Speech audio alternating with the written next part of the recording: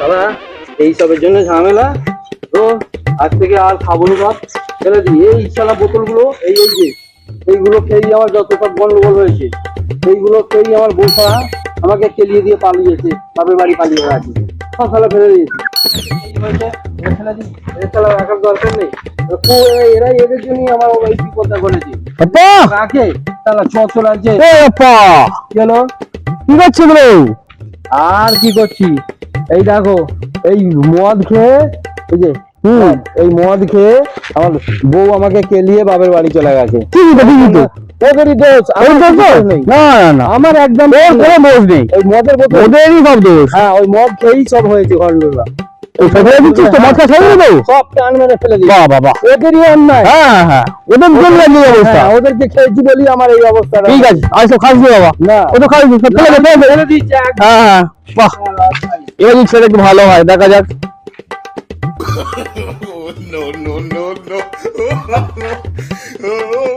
এটা তো পুরো ভর্তি আছে।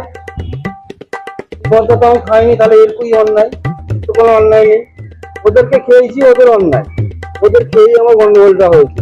কিন্তু একে তো খাইনি, তাহলে এর কি দোষ? এর দোষ নেই, তাহলে একে কি করে অপমান করি? তখন একটু খেয়েই নি, তাহলে এর তো কোনো দোষ নেই। হ্যাঁ, একটু চলে গেছে। এরা আবার কি, তাদেরকে খেয়েছি, তাদেরকে ফেলে দিয়েছি, এর জন্য তো হয়েছে।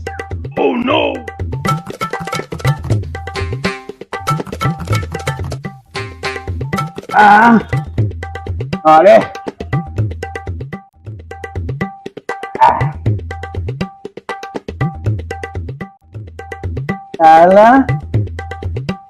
কি ঝামেলা, মদ গেছি বলে ঝামেলা। বাবার বাড়ি চলে গেছে, চলে যা, যেখানে খুশি সেখানে যা।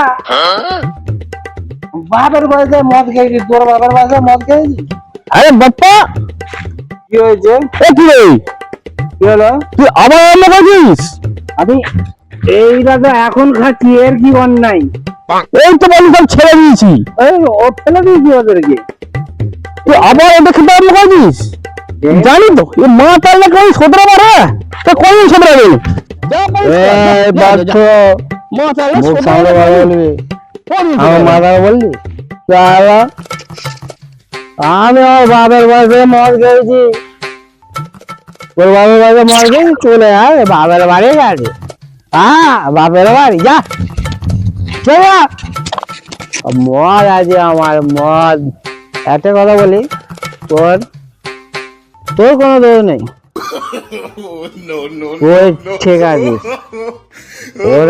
ওদেরকে খেয়ে অশান্তি হয়েছে তো ওদেরকেও ফেলে দিয়েছি, বউটাও চলে গেছে।